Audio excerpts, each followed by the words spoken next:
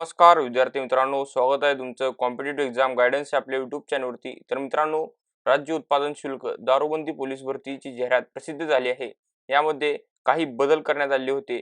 तर राज्य उत्पादन शुल्काची जाहिरात ही जून महिन्यामध्ये प्रसिद्ध झाली होती. नंतर त्या भरतीला स्थगिती आली होती आणि स्थगिती याच्यामुळे आली होती की या भरतीमध्ये पदसंख्या वाढणार होती आणि राज्यस्तरीय संवर्गातील पदे याचे राज्यस्तरीय लेवल करण्यात येणार होतं आणि त्यानंतरनं वयोमर्यादा मध्ये पण वाढ होणार होती आणि महिला उमेदवारांना किमान 50 किलो वजनाची अट रद्द होणार होती. हे काही बदल करण्यात येणार होते. ते मित्रांनो आपण बघितले तर जवान हे पद राज्यस्तरीय करण्यात येणार होतं. हे काही बदल करून ही नवीन जाहिरात आली आहे. सविस्तर पद्धतीने माहिती पाहणार आहोत. त्यासाठी व्हिडिओ शेवटपर्यंत बघा आणि चॅनेलला सबस्क्राईब करा. तर मित्रांनो, ही जी जाहिरात आहे ते राज्य उत्पादन शुल्क विभागामधील राज्यातील विविध कार्यालयातील लघुलेखक, निम्न श्रेणी लघु टंकलेखक, जवान, जवानी वाहन चालक व चपराशी या वर्गातील पदभरतीकरिता ही जाहिरात प्रसिद्ध झाली आहे. याच्यामध्ये आपण रिक्त पदे ची संख्या बघितली तर लघुलेखक निम्न श्रेणी यासाठी 5 पदे भरावायची आहेत आणि लघु टंकलेखक या पदासाठी 18 पदे रिक्त आहेत ते भरायचे आहेत आणि जवान राज्य उत्पादन शुल्क या पदासाठी 568 पदे रिक्त आहेत आणि जवानी वाहन चालक राज्य उत्पादन शुल्क यासाठी 73 पदे रिक्त आहेत. आणि नंतर मित्रांनो, जिल्हास्तरीय संवर्गांवरील पदे बघितली तर आपण चपरासी हे पद एकूण भरावयाची पदसंख्या आहे 53 आणि मित्रांनो, या सर्व पदांची एक्झाम असणार आहे 5 जानेवारी ते 17 जानेवारी 2024 या दरम्यान ही परीक्षा असणार आहे. तथापि परीक्षेचा दिनांक, कालावधी यामध्ये बदल करण्याचा अधिकार अबाधित ठेवण्यात येत आहे असे त्यांनी म्हणले आहे. आणि भरावयाच्या पदांच्या सामाजिक समांतर आरक्षणाबाबत तपशील खाली प्रमाणे दिला आहे. त्यांनी प्रत्येक पदानुसार त्यांनी सामाजिक आणि समांतर आरक्षणाबाबतच्या तपशिलानुसार त्यांनी रिक्त पदांची संख्या दिली आहे. तुम्ही पाहू शकता लघुलेखक निम्न श्रेणी या पदाची संख्या त्यांनी दिलेली आहे. एकूण पदे आहेत 5. त्यानंतर लघु टंकलेखक एकूण पदे आहेत 18. तर मित्रांनो, जवान राज्यस्तरीय जवान रिक्त पदाची माहिती आपण बघितली तर इथे आरक्षणानुसार इथे पदांची संख्या दिली आहे. तुम्ही पाहू शकता 568 पदे रिक्त आहेत आणि जवानी वाहन चालक राज्य उत्पादन शुल्क यासाठी 73 पदे रिक्त आहेत. मित्रांनो, जिल्हा स्तरावर भरावयाच्या पदांचा सामाजिक समांतर आरक्षणाबाबतचा तपशील खालीलप्रमाणे त्यांनी दिला आहे. चपरासी हे पद जिल्हास्तरीय सामाजिक समांतर आरक्षणाबाबतचा तपशील तुम्ही पाहू शकतात. इथे त्यांनी जिल्ह्यानुसार रिक्त पदांची संख्या दिली आहे. कॅटेगरी वाईज त्यांनी इथे रिक्त पदांची संख्या दिली आहे. तुम्ही पाहू शकतात. इथे मुंबई यांचे कार्यालय, त्यानंतरनं नागपूर, त्यानंतर भंडारा, गोंदिया, अमरावती अशा महाराष्ट्रातील सर्व जिल्ह्यांमध्ये ही वॅकन्सी त्यांनी दिलेली आहे. नंतर मित्रांनो, आपण वेतन श्रेणी बघितली पदानुसार तर लघुलेखक निम्न श्रेणी यासाठी वेतन श्रेणी असणार आहे S15 लेवल 41,800 ते 1,32,300 अधिक महागाई भत्ता नियमाप्रमाणे देय भत्ते आणि लघु टंकलेखक यासाठी लेवल असणार आहे S8 आणि 25,500 ते 81,100 वेतन स्तर असणार आहे अधिक महागाई भत्ता व नियमाप्रमाणे देय भत्ते आणि जवान या पदासाठी S7 या लेवलचं वेतन असणार आहे आणि 21,700 ते 69,100 अधिक महागाई भत्ता व नियमाप्रमाणे देय भत्ते असणार आहेत आणि जवानी वाहन चालक S7 लेवलचा वेतन श्रेणी असणार आहे आणि 21,700 ते 69,100 इतका सॅलरी असणार आहे आणि चपरासी या पदासाठी S1 15,000 ते 47,600 प्लस अधिक महागाई भत्ते व नियमाप्रमाणे देय भत्ते एवढी तुमची वेतन श्रेणी असणार आहे. मित्रांनो, आपण वयोमर्यादा बघितली तर इथे त्यांनी पदानुसार व कॅटेगरी वाईज वयोमर्यादा दिली आहे. तुम्ही पाहू शकतात.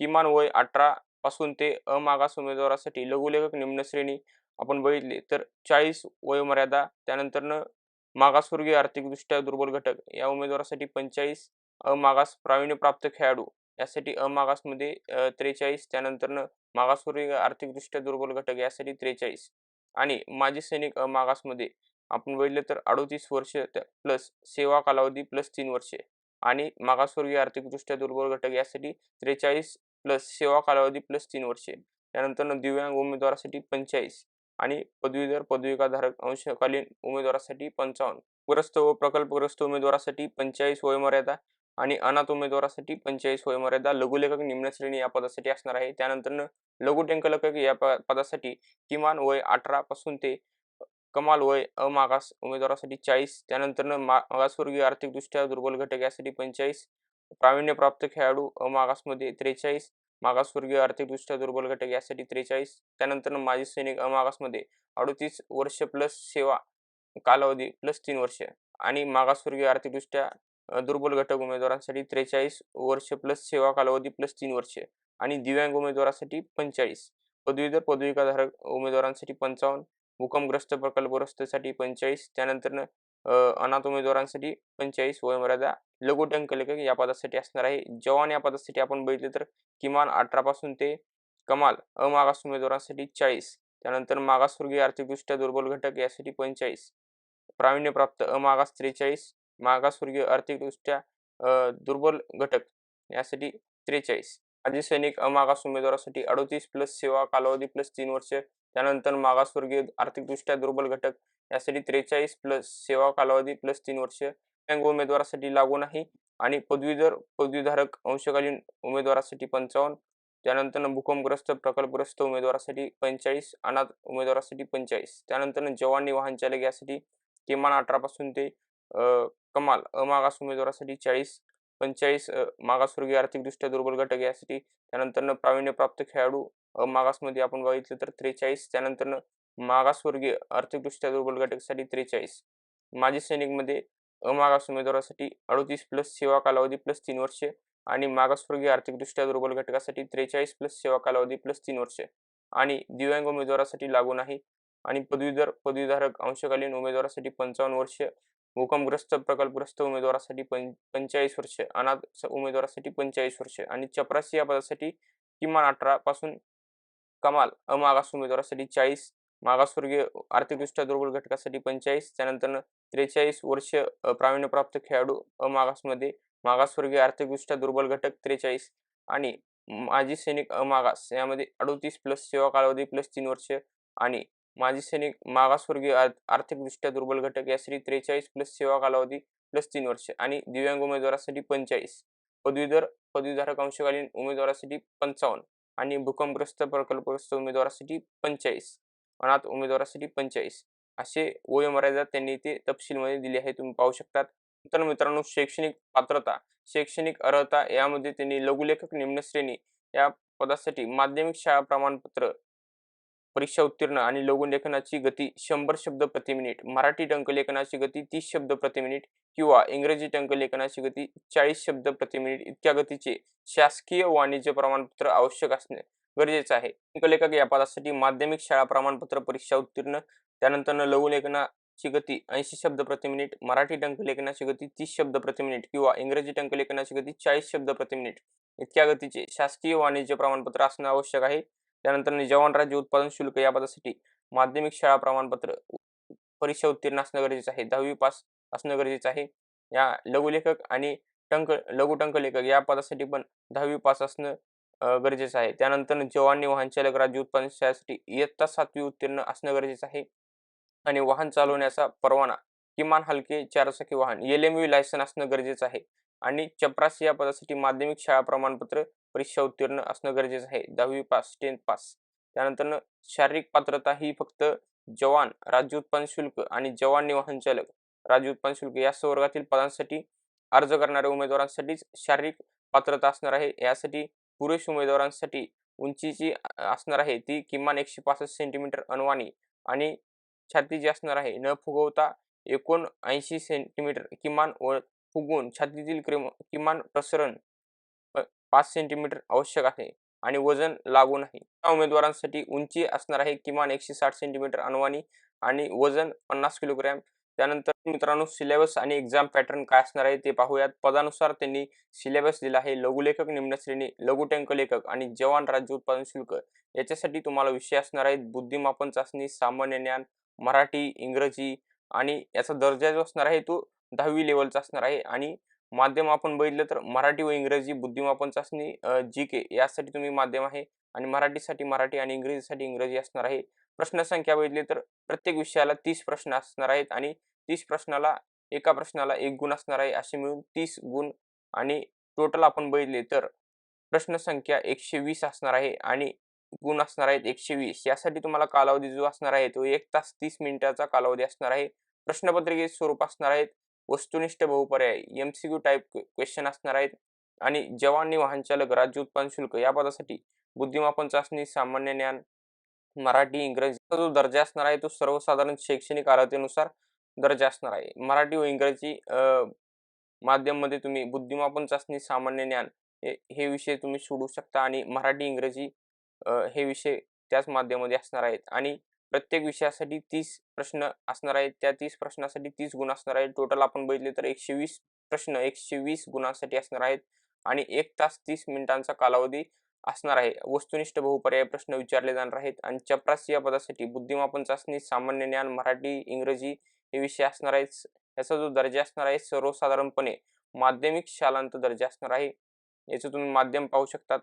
त्यानंतर प्रश्नसंख्या जी असणार आहे ती प्रत्येक विषयाला 50 प्रश्न विचारण्यात येणार आहेत आणि 50 गुणांसाठी हे प्रश्न विचारण्यात येणार आहेत आणि 200 टोटल आपण बघितले तर 200 प्रश्न असणार आहेत 200 गुणांसाठी. याचा जो कालावधी असणार आहे 2 तासांचा असणार आहे.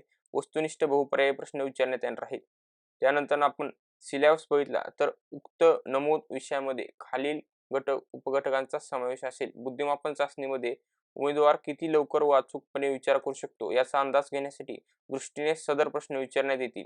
तर असे प्रश्न रिझनिंग मध्ये विचारण्यात येणार आहेत. त्यानंतर जीके मध्ये आपण बघितलं तर महाराष्ट्राचा भूगोल, भारताचा भूगोल, आधुनिक भारताचा इतिहास, महाराष्ट्राच्या विशेष संदर्भासह नागरिकशास्त्र, विज्ञान व चालू घडामोडी एवढ्या विषयांवर जीके विचारण्यात येणार आहे. त्यानंतर मराठी आपण बघितलं तर सर्वसामान्य शब्दसंग्रह, वाक्यरचना, व्याकरण, म्हणी व वाक्प्रचार यांचा अर्थ, वाक्यात उपयोग तसेच उत्तरावरील प्रश्न विचारण्यात येणार आहेत.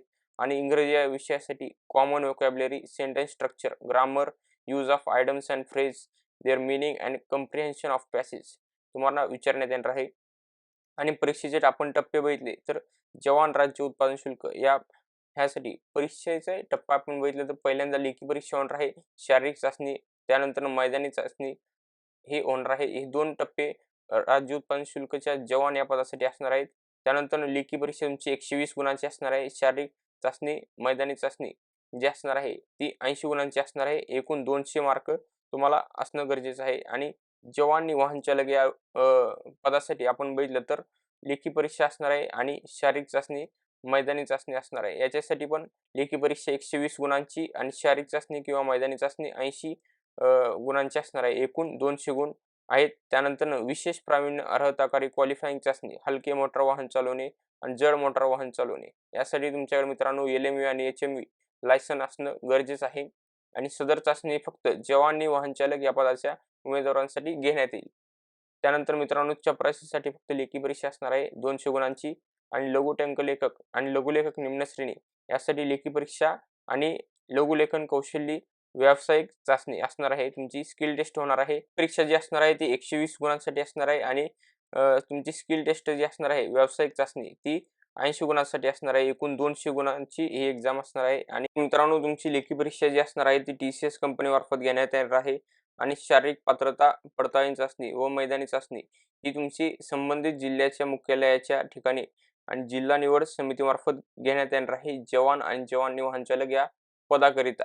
त्यासाठी पुरुष उमेदवारांसाठी मैदानी चाचणीचा प्रकार असणार आहे 1.5 किलोमीटर धावणे, 1500 मीटर आणि यासाठी गुण असणार आहेत 30, 100 मीटर धावणे यासाठी गुण असणार आहेत 30 आणि गोळाफेकसाठी 20 गुण असणार आहेत. एकूण 80 गुणांची ही चाचणी असणार आहे. आणि महिला उमेदवारांसाठी 1 किलोमीटर धावणे 30 गुणांसाठी, 100 मीटर धावणे 30 गुणांसाठी, गोळाफेक असणार आहे 20 गुणांसाठी, एकूण 80 गुणांसाठी चाचणी असणार आहे. परीक्षेकरता निगेटिव्ह मार्किंग असणार आहे. प्रत्येक चुकीच्या उत्तराकरिता 25% किंवा 1/4 एवढे गुण एकूण गुणांमधून वजा कमी करण्यात येणार आहेत. मित्रांनो तुम्हाला अर्ज कसा करायचा आहे ते आपण पाहूयात. सर्वात प्रथम मित्रांनो तुम्हाला TCS च्या वेबसाईटवर जाऊन तुम्हाला अर्ज प्रणाली नोंदणी करणे यासाठी खाते तयार करायचं आहे. त्यानंतर खाते तयार केले असल्यास व ते अद्ययावत करण्याची आवश्यकता असल्यास अद्ययावत करणे. त्यानंतर सेवा प्रवेश नियमानुसार पात्र असलेल्या पदांसाठीच अर्ज करणे. विहित कालावधीत तसेच विहित पद्धतीने आवश्यक कागदपत्रे अपलोड करून अर्ज सादर करणे. परीक्षा शुल्काचा भरणा विहित पद्धतीने करणे. आणि त्याने मित्रांनो इथे खाली डॉक्युमेंटची लिस्ट दिली आहे तुम्ही पाहू शकतात. एवढे डॉक्युमेंट तुम्हाला अपलोड करायचे आहेत. SSCचं प्रमाणपत्र, वयाचा पुरावा, शैक्षणिक अर्हता, सामाजिक दृष्ट्या मागासवर्गीय असल्याबाबतचा पुरावा, आर्थिकदृष्ट्या दुर्बल घटकात असल्याबाबतचा पुरावा, वैध नॉन क्रिमिलियर प्रमाणपत्र, पात्र दिव्यांग व्यक्ती असल्याचा पुरावा, पात्र माजी सैनिक असल्याचा पुरावा, खेळाडूसाठीच्या आरक्षणाकरिता पात्र असल्याचा पुरावा, अनाथ आरक्षणासाठी पात्र असल्याचा पुरावा, राखीव महिला खेळाडू, दिव्यांग, माजी सैनिक, अनाथ आरक्षणाचा दावा असल्यास आदिवास प्रमाणपत्र तुमच्याकडे एवढे डॉक्युमेंट असणं गरजेचं आहे. त्यानंतर विवाहित स्त्रियांच्या नावात बदल झाल्याचा पुरावा, मराठी भाषेचे ज्ञान असल्याबाबतचा पुरावा, लहान कुटुंबांचे प्रतिज्ञापन, टंकलेखनाचे प्रमाणपत्र मराठी इंग्रजी लागू असल्याप्रमाणे, लघु लेखनाचे प्रमाणपत्र लागू असल्याप्रमाणे, प्रकल्पग्रस्त भूकंपग्रस्त आरक्षणाकरिता पात्र असल्याचा पुरावा, स्टडी सर्टिफिकेट, हलके LMV आणि HMV लायसन तुम्हाला stateexcise.maharashtra.gov.in या वेबसाईटवर तुम्हाला अर्ज करायचा आहे. तिथे जाऊन तुम्हाला TCS कंपनीची लिंक भेटेल. तिथे तुम्ही खाते तयार करून तुम्ही अर्ज करू शकता. त्यानंतर मित्रांनो आपण बघितले तर अर्ज सादर तुम्हाला कधी करता येणार आहे, त्याची जी दिनांक असणार आहे ती 17 नोव्हेंबर पासून 1 डिसेंबर पर्यंत तुम्हाला अर्ज करता येणार आहे. प्रत्येक पदानुसार आपण बघितलं तर प्रत्येक पदासाठी परीक्षा शुल्क असणार आहे. ते आपण पाहूयात. लघुलेखक निम्न श्रेणी गट क या पदासाठी राखीव खुला 900 रुपये आणि राखीव प्रवर्गासाठी 810 रुपये आणि लघु टंकलेखक गट क या पदासाठी आपण बघितलं तर राखीव खुला या उमेदवारासाठी 900 आणि राखीव प्रवर्गासाठी 810 रुपये. त्यानंतर जवान गट क यासाठी अराखीव खुला यासाठी 735 आणि राखीव प्रवर्गासाठी 660 आणि जवान निवाहनचालक गट क या पदासाठी राखीव खुला 800 रुपये आणि राखीव प्रवर्गासाठी 720 रुपये. चपरासी गट ड या पदासाठी 800 रुपये राखीव खुला आणि राखीव प्रवर्गासाठी 720 रुपये इतकी परीक्षा शुल्क प्रत्येक पदाला असणार आहे. मित्रांनो ही माहिती होती राज्य उत्पादन शुल्क भरतीबद्दलची. अशाच लेटेस्ट अपडेटसाठी व्हिडिओला लाईक करा, शेअर करा, चॅनलला सबस्क्राईब करा. धन्यवाद मित्रांनो.